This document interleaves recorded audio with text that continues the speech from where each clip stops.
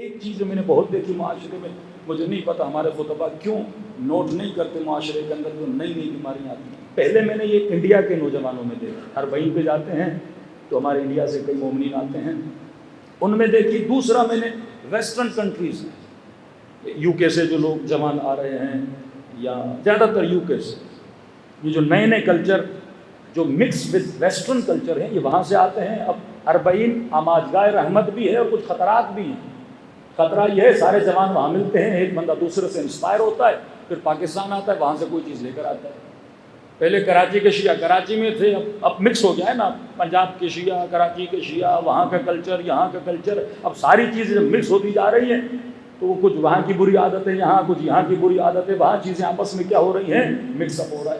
اب mix up, لیکن انسان کو شناس ہونا چاہیے۔ تقریباً 3 سال پہلے کسی نے مجھے ایک روایت بھیجی اور کہا کہ معصوم نے فرمایا ہے کہ ہمارے شیعوں کی نشانیوں میں سے ایک نشانی یہ ہے کہ ان کے کان میں کیا ہونی چاہیے، بالی ہونی چاہیے۔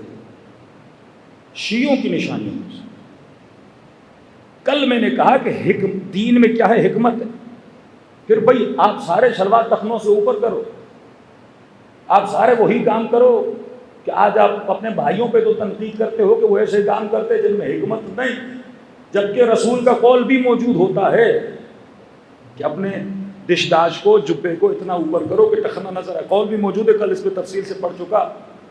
لیکن آپ اپنی شاعری میں بھی ٹوکتے ہو اور باتیں کرتے ہو کہ بھائی یہ کیسی خلاف حکمت باتیں ہیں، اور آپ یہ کہو کہ اہل بیت نے یہ کہا کہ ہمارے شیعوں کی نشانیوں میں سے ہے کہ ان کے کان میں کیا ہوتی ہے، بالی ہوتی ہے۔ اب بالی پہننا حرام نہیں، مجھ سے بات نہیں کر رہا، فقہی طور پہ 1 بالی پہنو، 2 پہنو، 4 پہنو، 6 پہنو، بھائی آپ کی مرضی ہے، میں اس میں نہیں جا رہا۔ لیکن اس کو اہل بیت سے ملانا یہ گناہ اکبر ہے، اس کو کلچر آف عزا سے ملانا یہ بہت بڑا گناہ ہے۔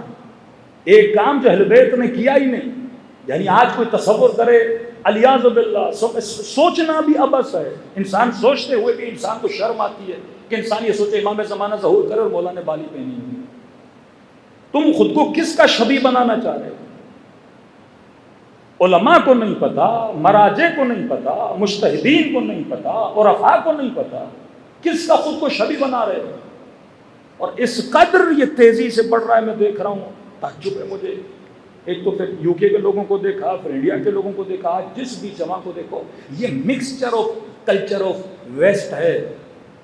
یہ جیسے اپنی باڈی پہ ٹیٹوز بنانا کر، آپ کہتے ہیں شرعاً جائز ہے، لیکن ہاں کوئی بنا رہا ہے، لیکن کل کوئی یہ کہے کہ نہیں روایت میں یہ ہے کہ ایسا کرو، اس کو نسبت دے کس کے ساتھ؟ معصومین علیہ السلام۔ تمہارا چہرہ، تمہارا وجود یہ بولے کہ جناب میں کس کے شبیہ ہوں۔ پھر ہر زبان وہ جو دین کے اہم ارکان ہیں اس کو چھوڑ کے ایسی چیزوں پہ لگ جائے، کیونکہ میں انٹرنلی غلام ہوں ویسٹرن کلچر کا، مجھے وہ چیز کرنی ہے جو ویسٹ والے کرتے ہیں۔ گردنوں میں زنجیریں، ہاتھوں میں پتہ نہیں کیا کیا، کانوں میں پتہ نہیں، کیونکہ وہ سارا جو ویسٹ کا کلچر ہے میں اسے اپنانا چاہتا ہوں۔ اب کیسے اپناؤں؟ جب نام دین پہ ہوتا ہے تو مجھے تھوڑی آسانی ہوتی ہے۔ اور کل ہی کسی اور اسلام میں یاد رکھیے، جب آپ نظر دیتے ہو نا، نظر کیا ہوتی ہے؟ معصومین نے کیسے نظر دی؟ جا کے پڑھو، امام حسین نے، بی بی رباب نے، بی بی زینب نے، رسول خدا نے۔ بھائی کیا واقعات کم ہیں آپ کے پاس؟ وہ کسی چیز کی نظر کرتے تھے، ہم بھی کسی غلام کو آزاد کریں گے، یتیم کی پرورش کریں گے، 3 دن روزہ رکھیں گے، 12 دن نماز پڑھیں گے، یہ نذورات تھیں۔ نظر بھی ایسی ہو جو بندے کو خدا کے کیا کرے، قریب کرے۔ اور مومن کے مولانا میں نے نظر کی تھی کہ اگر یہ کام ہو جائے گا میں کان میں بالی پہنوں گا۔ یہ کیسی نظر ہے جو آپ کر رہے ہو؟ نظر کرو اب عبداللہ حسین کی زیارت پہ جاؤں گا۔ کویت میں کھلم کھلا عبادت کی عزاداری، امام حسین کی اجازت ہوتی تھی کویت میں، مطلب وہاں لوگ زنجیر زنی بھی کرتے تھے، قما زنی بھی کرتے تھے، کوئی پابندی نہیں تھی کویت میں جس طرح یو اے ای وغیرہ میں ہے۔ ہر طبقے کا مومن وہاں ہوتا ہے، شیرازی گروپ بھی ہے، دوسرے بھی ہیں، اللہ ان شیرازیوں کو ہدایت دے۔ تو سارے لوگ کرتے تھے وہاں پہ۔ ایک مومن نے نظر کی کہ میرا بچہ جب پیدا ہوگا، آج حضرت علی اصغر کا دن بھی ہے، میرا بچہ پیدا ہوگا تو میں اس کے سر پہ قمع ماروں گا۔ 6 مہینے کا بچہ، اب یہ اس کی نظر ہے، احمقانہ نظر، کہ اہل بیت نے آپ کو اپنے بچوں کے سروں پہ مارو۔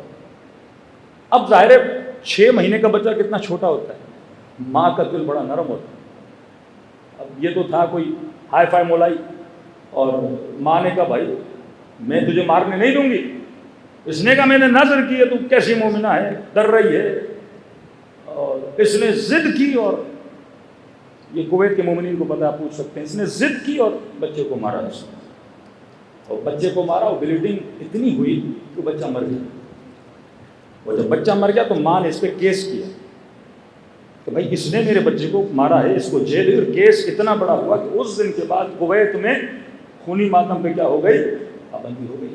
پابندی تو اپنی جگہ، لیکن کتنا مکتب اہل بیت کو ایسے لوگوں نے کیا کیا، یہ نگاہ احساسی ہے کہ ہم صرف احساسات کو، صرف ایموشنز کو، اور وہ بھی اتنا ہائی پہ لے جائیں کہ ہم پیغام ابا عبداللہ حسین سے کیا ہو جائیں، دور ہو جائیں۔